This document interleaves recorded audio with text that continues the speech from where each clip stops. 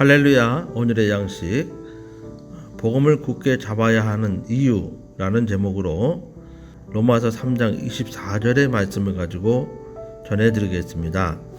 그리스도 예수 안에 있는 구속으로 말미암아 하나님의 은혜로 값없이 의롭다 하심을 얻은 자 되었느니라. 로마서는 바울이 간 적도 본 적도 없는 로마 그리스도인들에게 자신이 믿고 전하는 복음이 로마 그리스도인들이 믿는 믿음과 같다는 것을 알리고 스페인 전도에 필요한 도움을 받으려고 보낸 편지 형태의 글입니다. 바울이 말하는 복음은 구약 성경에 약속된 것이고 하나님께서 준비해 놓으신 구원 계획이라는 뜻입니다. 이방인의 죄악된 삶과 유대인의 죄에 대해 말하고 시편 14편과 5편을 인용해서 모든 사람은 죄인이라고 규정했습니다.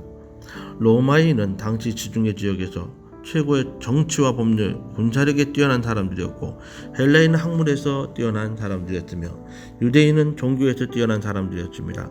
그렇지만 하나님 보시기에 모두 죄인들 뿐입니다.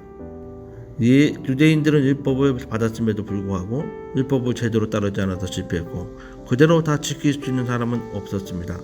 그러므로 율법보다 더 쉽고 단순한 방법이 필요한데 그것이 바로 복음이라고 했습니다. 바울은 복음을 로마서 3장 21절에 하나님의 한 의, 24절에는 그리스도 예수 안에 있는 구속, 27절에는 믿음의 법이라고 설명을 합니다. 여기서 의는 법률적인 용어로 정당성을 말하는데 복음으로 구원하시는 것은 하나님의 의로운 방법이란 말입니다.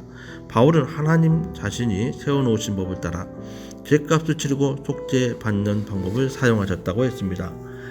레위기 4장에는 속죄 제사 제도가 나오고 레위기 23장에는 속죄일 제사 제도가 나오는데 개인이 죄값을 치르지 않고도 속죄받는 방법입니다.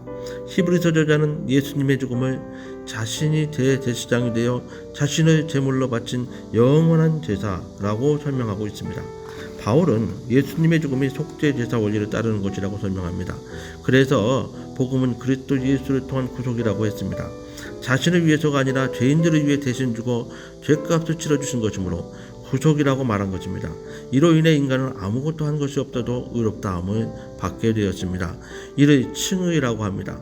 그래서 복음은 믿음의 법을 따르는 것이고 믿음의 법은 율법보다 앞서고 믿음의 조상 아브라함은 믿음으로 의롭다 인정받는 것입니다.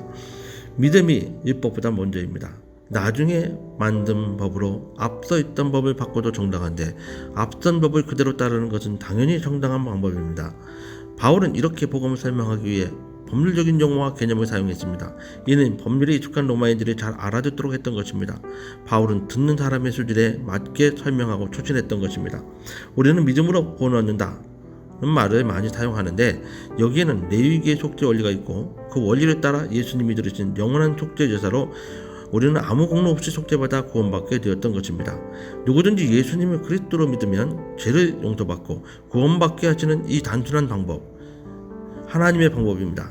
모든 사람이 구원 얻을 수 있게 하시려고 가장 단순하고 쉬운 방법을 쓰신 것입니다. 그런데 그 당시 예수님을 믿어야 구원을 얻는다는 믿음을 저버린 초기 교대 시대의 변질이 있었습니다. 그래서 바울은 고린도 교인들에게 이렇게 강조했습니다. 너희가 믿음 안에 있는가? 너희 자신을 시험하고 너희 자신을 확증하라. 예수 그리스도께서 너희 안에 계신 줄을 너희가 스스로 알지 못하느냐? 그렇지 않으면 너희는 버림받은 자니라. 그 당시 교인이었지만 불신자처럼 사는 사람들이 있었고 이 사람들은 주님께 인정받지 못한다는 경고입니다. 히브리서 저자도 이렇게 경고했습니다.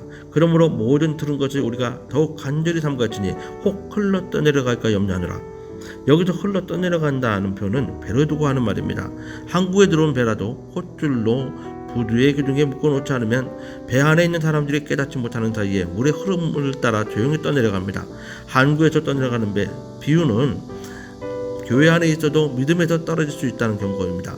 변질과 미혹이 심한 오늘에는 교회 생활을 잘하고 있어도 바른 믿음을 가질 수 없는 경우도 있습니다.